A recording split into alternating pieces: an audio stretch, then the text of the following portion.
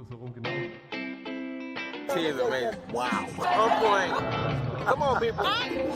Wow. Oh my God. Oh, man, they got so many different flavors. Hospitality, lemonade. You got the cucumber with a splash. That spicy pineapple. Spicy pineapple. Strawberry. This is the spicy pineapple. Wow. I had to get a large. Yeah. We drove all the way out here just because she wanted some more. This is good.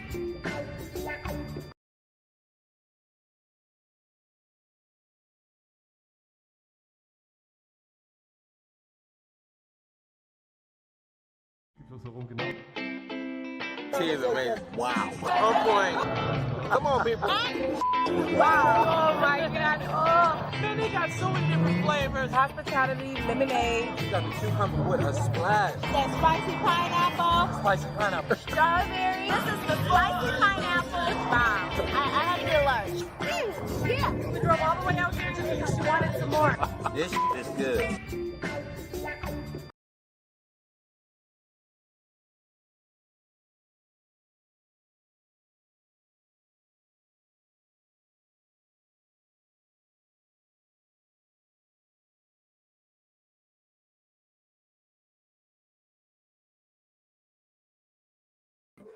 And welcome. We are not masked robbers. We are live.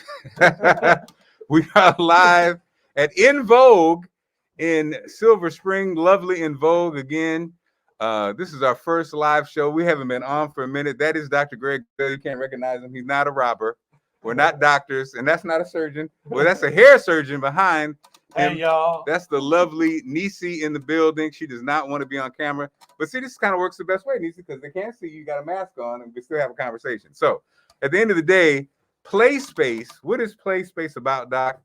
How would you say it? I would say that Playspace, the reason we say Playspace is because we talk about, Doc and I both have energy, and the kind of energy you had when you were a kid and you're excited about life and about playing and about everything. But we happen to be plus 50. And so I think Playspace is a playground for those of us who are 50 plus, who enjoy life, the vim and vigor and joy that comes with it. And our podcast, we talk to everything about sports, lifestyle, fitness, health, happy, sadness, education. Absolutely. We Go ahead, are Doc. definitely, when we talk about play space, hidden in each adult is a child who wants to play. So given that this is a Saturday, this is my play space day and getting my hair did. So I got Nisi doing my hair, and I got my main man, my Walkman, Marc, Clarke. So you know that play space has more to do with mindset, time set, and today, dime set. You got to take care of yourself, that whole sense of wellness and fitness, and being able, especially during a time like this, Marc and Nisi, being able to make sure we do the right thing so that we can be in shape to help others that's around us. So Nisi, you are a beautician, but also obviously a barber. Does it all fit under the same heading? When you say I'm a barber, beautician, or makeup, what do you say? Well, hairstylist. I'm a stylist. Okay. Yeah. So I also do men. Okay. Yeah. And so you, Dr. Bell, has been a friend and client forever. Yes. And you guys are both spring chickens. Continue to cluck. Y'all still clucking. We're still clucking out of Riggs Park. You're still clucking. So I happen to, so Doc, I'm amazed because you guys are fly. You continue to be vibrant. What is the secret? I mean, both of you, look at y'all. I mean, what's the secret? Because so many people do not have the vim and vigor and the vibration and the energy. What is it? Loving life. Absolutely. Enjoying the people that surround you. Make it all work. And loving what you do. Okay. He loves what he does, and I love what I do. Okay, so loving life, loving what you do. What else? And you guys both look physically. You look amazing. Well, she's my role model, truly. Certainly, she. What you trying to say? Well, what I say is that she respects herself. So therefore, as a customer, when I come in, I feel well respected. In other words, I feel at home. When people saying, well, Doc, where you get your hair done? I said, I go to Nisi at Invogue, 2nd Avenue, Silver Spring. What does it mean? It is the place to go for peace of mind, but also to really deal with reality. right? It gives you a sense of what is happening in our world and making sure that we check in with each other to make sure that everybody else is all right so that we can serve the people that we serve. And you guys have been friends for like decades, right? Yeah. Yeah, we go to the early 1960s. What? Yeah, so we are neighborhood. Well, as I said, Niece is a role model for our community. Why you keep saying she a role model, Doc? And let me tell you You why. trying to say she older than you? Well, Yeah. I am, and I take that wrong. But let me tell you. Nisi, he tried to say she older. She said it 5 times. Yeah, She's a role model. She's a role model. Mark, 4.5 times because the other 0.5 is that she's been an entrepreneur all of her life.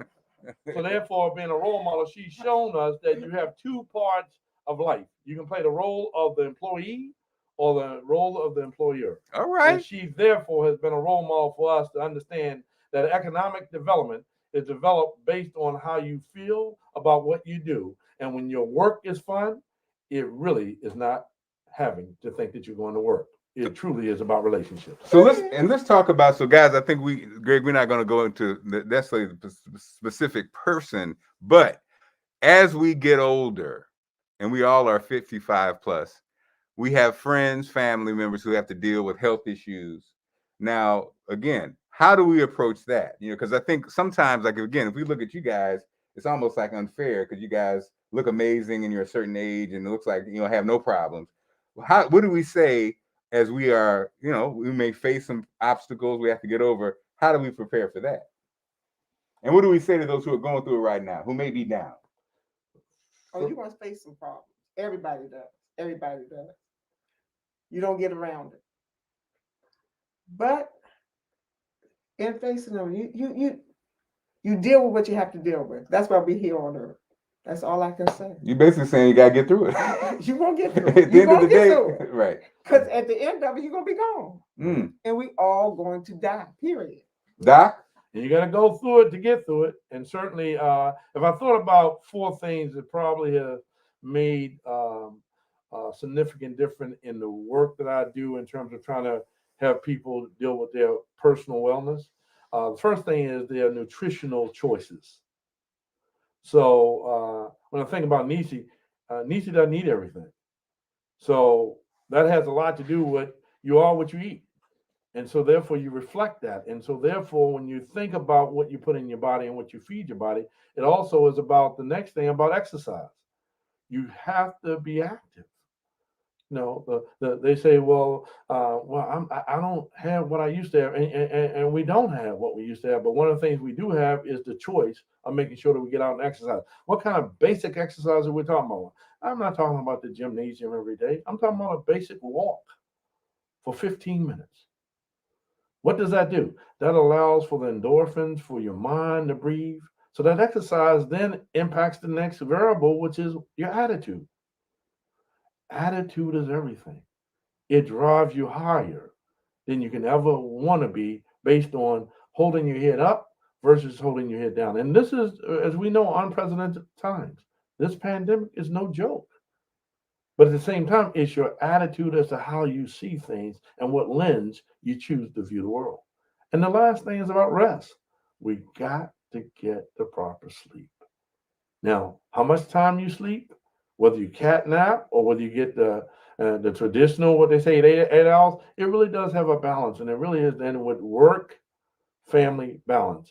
But the truth of the matter is that you do have to have faith and you have to believe that whatever you're going through is not going to last forever. Like Nisi said, we came here and we're going to leave. But that dash in between is the joy that it can bring. But Doc, wait a minute. Is Doc preaching today? Doc hit us with the little smooth delivery today. He put the little low voice. That's a little player voice on it. Yeah, because I get my hair did. That's it. You get the hair did. By Nisi. That's the way I roll. And I see someone out here saying, sometimes your mind don't let you sleep. That menopause is Nisi, is that real? I mean, because you know, Allison has been dealing with it. A hot dog and a hamburger. You hear me? It's a hot dog and a hamburger. Wait a minute. Oh boy. Okay, Nisi, let's spend some time with that. Yeah, so, work that one. Work that menu. So women go through the menopause thing. Oh, it's torture. And so one Nisi, day you feel one way, I see a big got it easy. They don't go through all of that. how do you manage it, Nisi? How do you manage it? Every day is a different Are you story. hell on wheels, or let's keep it real. Are you pleasant? Or are you I hell don't on know wheels? whether to turn the fan on and I can feel the heat rising. Woo, girl. Oh my God. child. This is a hot spot sometimes. When does that calm down? It don't. Open the door. Hold on. I answer that. Open that door, Mark. Open that door. Well, and you know what? That is an There's interesting a point. fan on over here. Lord. A fan on over here. Talk about it. It is a very interesting subject. Absolutely. Do you hear me? That's interesting. And Yeah. so, and I guess And- everybody goes through it differently too. Yeah. Huh? And every day is a different story up Beautiful. in this hole. Mm. And it starts earlier and earlier. Mm. They went from PMS. Mm. Go ahead, tell the story. Makes sense. Hey, Mark, that's why I come every 2 weeks. Every 2 weeks. Every 2 The weeks. letters have been changed. Come on now. To protect the innocent. Woo. And you're right. So, Doc, that is interesting. I guess men, ours is probably more psychological than physical, right? Yeah. So I think with guys, I mean, since we are talking honestly, women have PMS. Men, when you talk about men and sexuality, the guy who was doing his thing back in the day, you get a certain age, and your men's works don't work like it used to. Things change. And things change and so ours is, I think, probably psychological, because I think a lot of guys, sadly, if they led with sexuality their whole life. Sure. Right? Because we know guys, and Doc, obviously you're not one because you have so many female friends too. But some guys don't really have female friends when they're younger. They just have conquests, women they slept with and women they didn't sleep with. Great point. And I think so with that guy, when you get to an age where your penis doesn't work like it used to, I think then it becomes, well, who am I? Right. And the weird part is a lot of guys like to have that relationship with their wife too. Right. So if that's what drove the relationship and that don't work anymore, that's a tough space to be in. So my advice to younger guys who are listening is develop relationships, relationships, because, and have a relationship with your wife or your girlfriend, because, through those ups and downs, and I've had many of them, for me, it's not a physical thing, it's a mental thing. Yeah. And, when I lost my $300,000 job in 2008, I think it kicked off an interesting thing that a weird thing, because, up and down. And so psychologically, I went through it that way. And I think that's the guy thing. I guess that's our PMS, Yeah.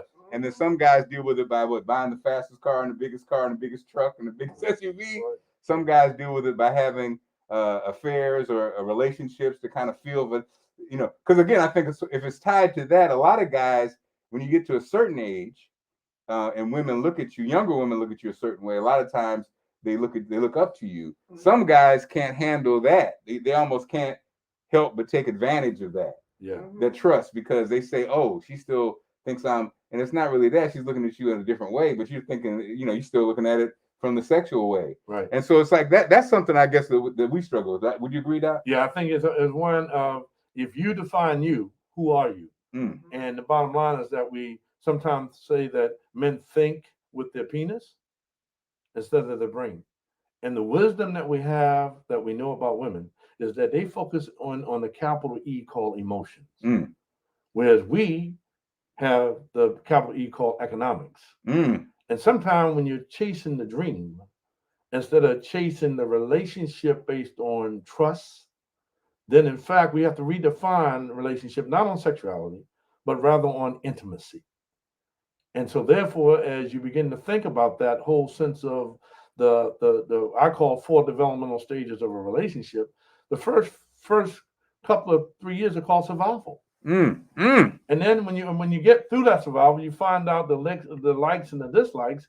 You really have to then deal with what I call consolidation, and finding out what are those things outside of the sexual encounter that really bring about the joy, because that is not what brings happiness no more than money does.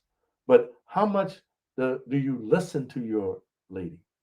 Because most women will tell you that they don't have men who listen to them. But what is happy? How do we define happiness? How do we find out? You mean? How do we define happiness? I think first of all, shout out to Ed. I see you, Ed. Shout out to Lynn. Lynn said, "Amen." I think first of all, one of the mistakes people make is you have to define your own happiness. So you have to know who you are. And I think that's one thing one of the mistakes in relationships people make is they ain't never been happy. They don't know how to be happy. Then they meet somebody, and in their mind, this person brought them happiness. So with that kind of relationship, a codependent relationship, that's terrible because, okay, what happens when that person ain't there? You ain't happy no more. And you also have attached happiness to that person. And so that's why I think that's the first mistake people make is you have to be a whole, happy person and figure out and know who you are before you get into a relationship. Because if not, that journey's crazy because you really don't even know, like you said, you don't even know what makes you happy. You don't even know who you are. And I think that's the part that a lot of times, marriage and stuff, that's what happens because, and all the other stuff that comes, then you don't know who you are. It's just a mess. Like I said, let's go back to me. When I lost that $300,000 job in 2008, the blessing was I knew who I was when I was making $14,500. I knew who I was, So that wasn't who I was. That was just a blessing. And so when I came home, I was still me. Some guys, especially guys, like you said, Doc, because of that E in economics, their whole definition is their job. Their whole definition of who they are is their paycheck. And so, okay, let me take that paycheck away. Now, who are you now? And I think that's the mistake guys make. And then, like you said, the women, on the other hand, theirs is the emotional piece, probably tied to happiness and tied to, being a mom makes me happy. Being a so-and-so makes me happy. Being married makes me happy. Look, all those things, kids will leave, husbands will trip, da-da-da. So then, okay, who are you then? Each part of your life is a new episode. New episode. So you got to rediscover, who am I? How do I start again? What do I like? And moms still, the one thing I say women are superwomen because I have 3 daughters and I had my mom, and women throw so much into family. Like you said, you go to the mall. The mom ain't shopping for herself. She's shopping for grandkids, for kids, for her husband, for so-and-so, for so-and-so. She's putting so many eggs in other people's baskets that, like you said, I saw it with my mother-in-law. You know how you just give. And then I never forget it, that the holiday before she passed away, and she was a preacher's wife, so she really, was giving. I could see she was tired and she was snappy and she was, you know what I mean? Why? Because she was tired. Like, I'm tired of giving. But it was almost like, but actually, not everybody asked you to give all that. Now you made that decision, and I think that happens with women. She didn't know anything else, right? But it's almost she like never learned how to turn that around back to herself. That's true. Now see, my mom, on the other hand, single mom out there fighting in the streets every day. I learned that from her. She did. She would break that down to me. Let me tell you something. Okay, mama's gonna go in here and relax. You need to shut up and go in the back room. Let me tell you something with the store. Mama's gonna buy her something today. You're not getting anything. I'm taking care of me. Okay. My mom would be breaking it down because she'd be exhausted if she didn't. And I think you're right. Some women don't know how to ever do that until, like my mother-in-law, almost like till it's too late. You done gave it all out, and then didn't leave anything for yourself.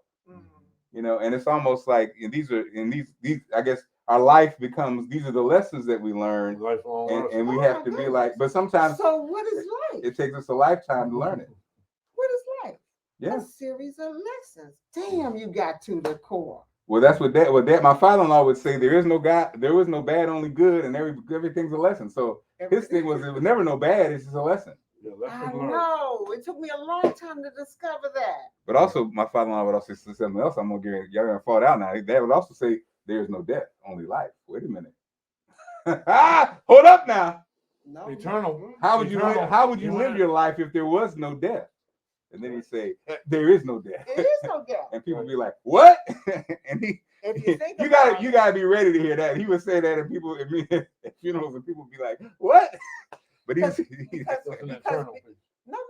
no.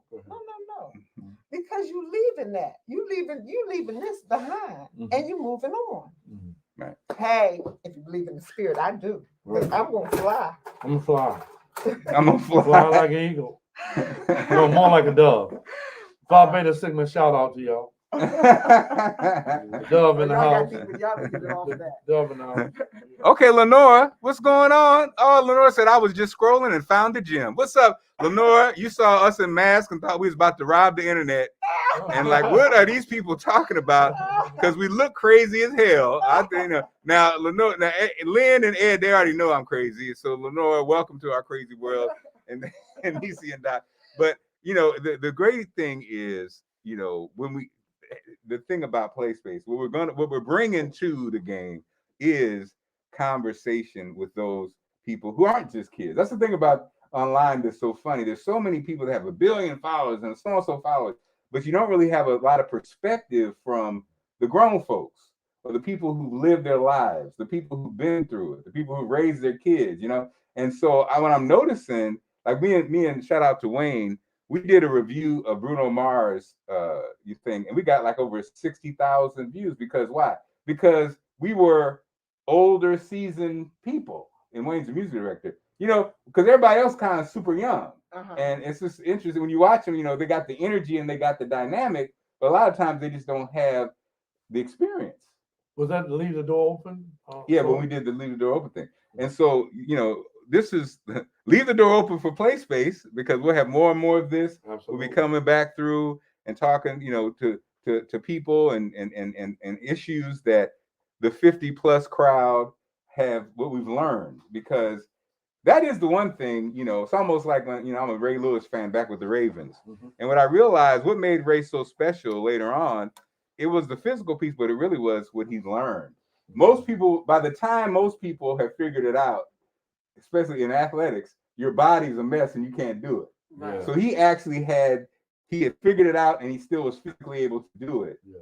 And I think LeBron's gonna be like that too. And that's how kind of life is. When you finally understand, we're working at a place and getting the right attitude, you're either retired or you got fired or you're no longer there. And then when you're on the outside, ain't nobody really listening to you. Yeah.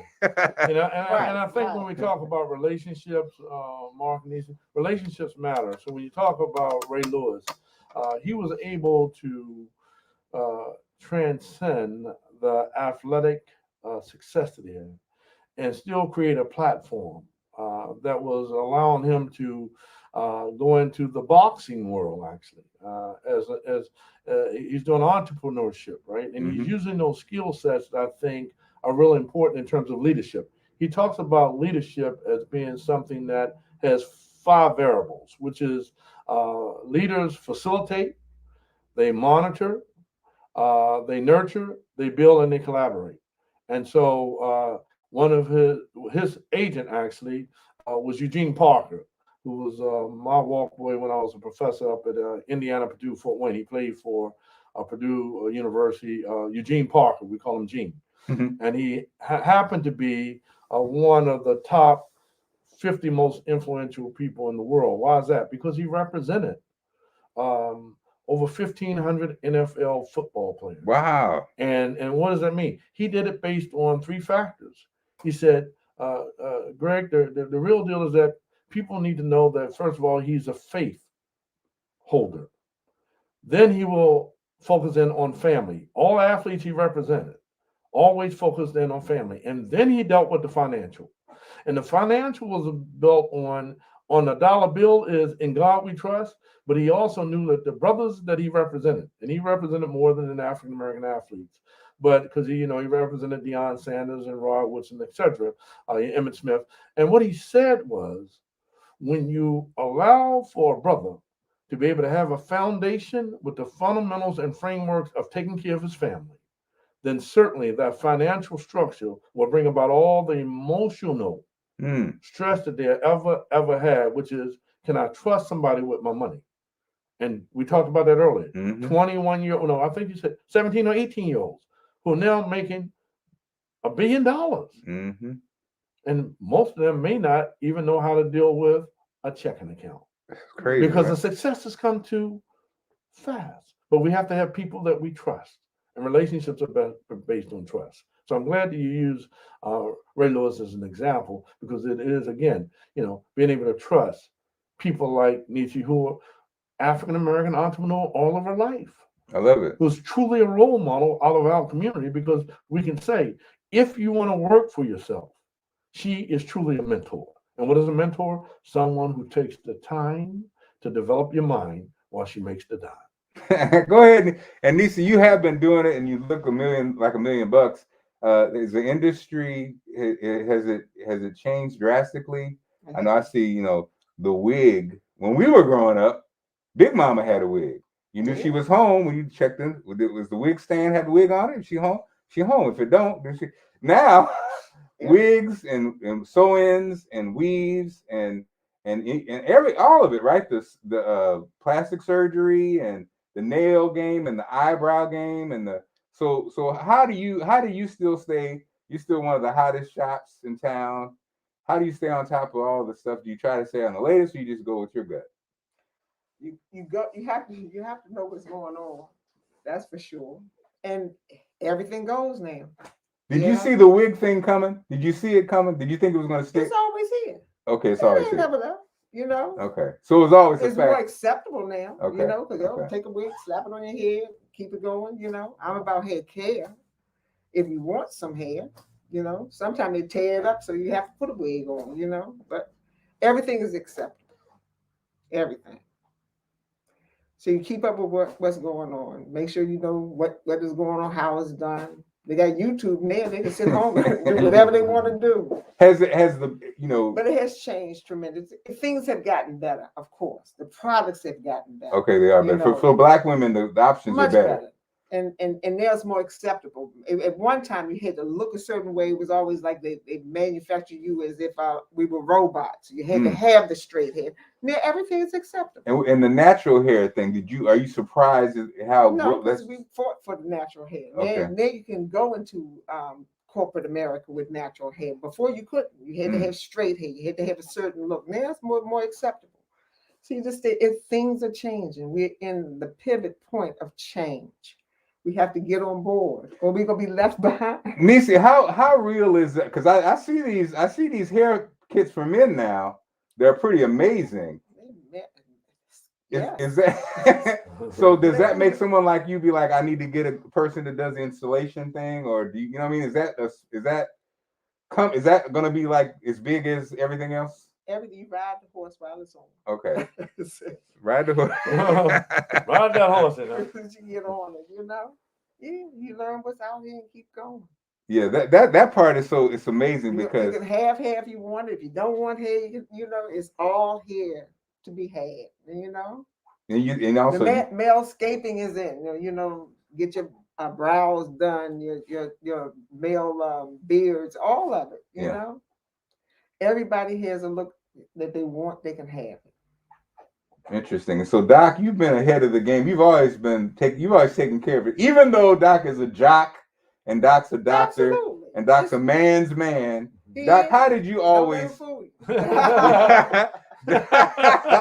Doc, how did you because you always have taken care of yourself.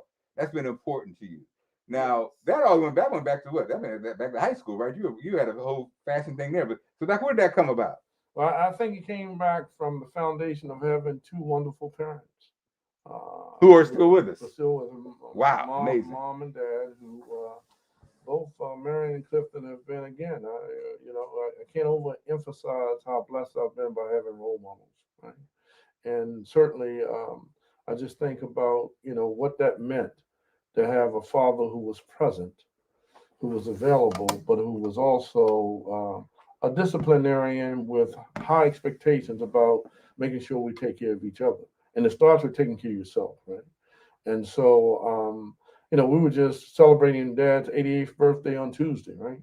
And 17 of us was there, and we just realized that it was the basic thing he wanted was just an ice cream cone. And we were at a steak restaurant, right? And all he had asked for was not a dinner, but just an ice cream cone. So I just think about how simple life is, right? And it goes back to what Nisi said, that it is about love. And particularly, I was a love son, a love brother, a love neighbor of Nisi's and her brother, David. I mean, who was in my brother's class, the coolest of 73. You know, when I see David, he'll sit out on that bench right here on Second Avenue in Invogue, and he'll say, "Was Greg coming today?" And he'll sit out there just like, you know, we're waiting on a picnic.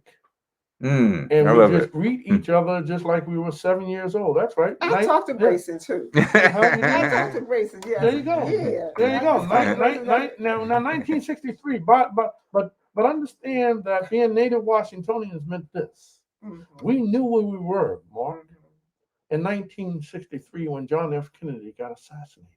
Mhm. We knew where we were exactly when Dr. Martin Luther King in 1968 got killed.